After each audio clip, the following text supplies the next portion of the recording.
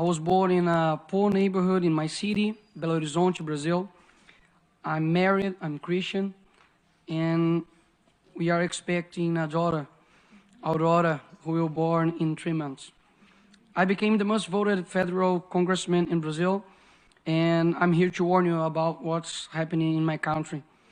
I apologize if I make any mistakes in my speech. I'm still learning English. The left returned to power in the presidencies of Brazil this year, but it has had the power of universities, media, and culture for decades. America is like a body, and its health is a tripod: patriotism, morality, and spirituality. If someone undermines these 3 areas, America will collapse from within. Stalin said this. They have known the secret for a long time and use all possible means to achieve their goal, the destruction of the family. But you may wonder, wouldn't that be too radical of an idea? Does anyone really want to do this? And after all, how would they do that? First, they destroy the sense of reality. There is no longer right and wrong, good or bad. Everything is relative. When they say that, why then say that men exist? Women, aren't they concrete concepts? Therefore, they must be abolished. Then they move on stage number 2, the destruction of identity. If you are nothing, then everything can be everything. Therefore, they will destroy your identity as a person. Young people no longer know what or who they are. They are carried away by any wind of doctrine and cling to what is fashionable. They tell you, dress like this, use this type of language, and finally, live like this. It is the generation most lacking in good references that has ever existed. After all, the left replaced Jesus with a Black Lives Matter activist and exchanged the cross, which represents injustice, against an innocent person for symbols that represent nothing other than selfishness of activism itself. By the way, the rainbow is not yours, but ours. Read the Bible and you'll find out.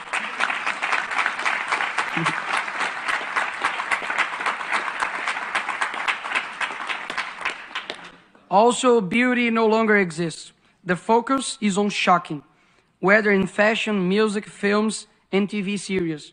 The important thing is to sell a culture that delivers everything you want, except meaning of life. Slaves to their own will. A generation that cannot handle pain, confrontation, much less being told what is wrong. Who exchange their parents' advices for teachers who never carried them in their arms? Who commit the strange of the youth to actions that only serve those who are dominating them?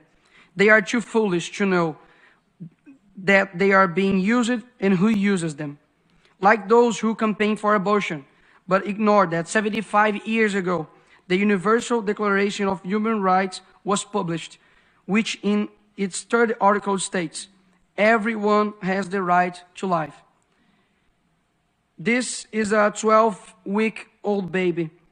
His or her heart is already beating. It has a fingerprint. There is no one in the world like this baby. When they find a bacteria on Mars, they call it life. But this child is just a clump of cells to them.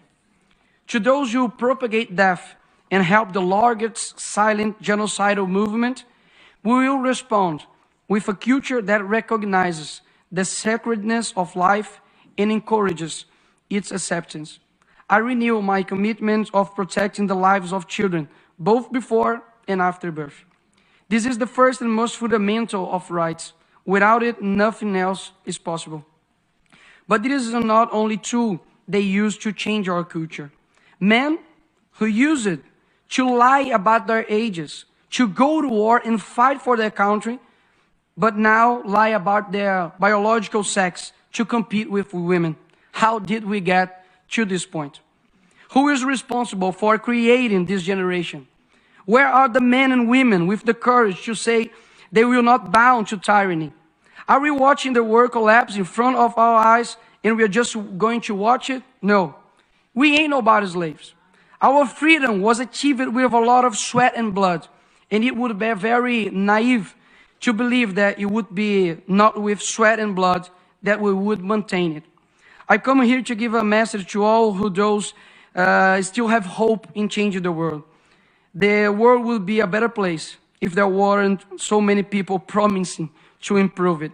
It's a quote from philosopher Olavo de Carvalho, and that fits perfectly with Greta and Leonardo DiCaprio, for example, that supported our socialist president called Lula, a thief that should be in jail, and now we have Amazonia with the worst fire in 15 years, and they are just in silence and disappeared.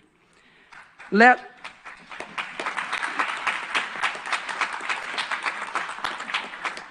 us first be the change.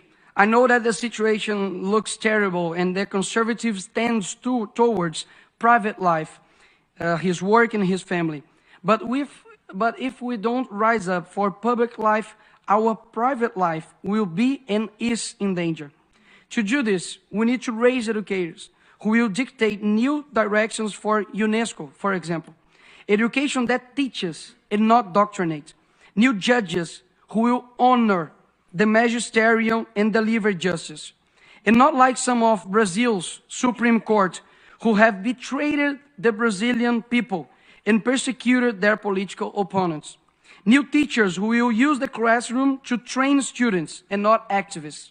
New artists, musicians, directors who will influence culture towards something other than just sex and promiscuity. New people who will transform this world. Know that if you are listening to me right now, I believe in your strength, in your ability to influence and change where you are. You start with your family, then your neighbor. Bring light to your neighborhood, and we will live better than we are now.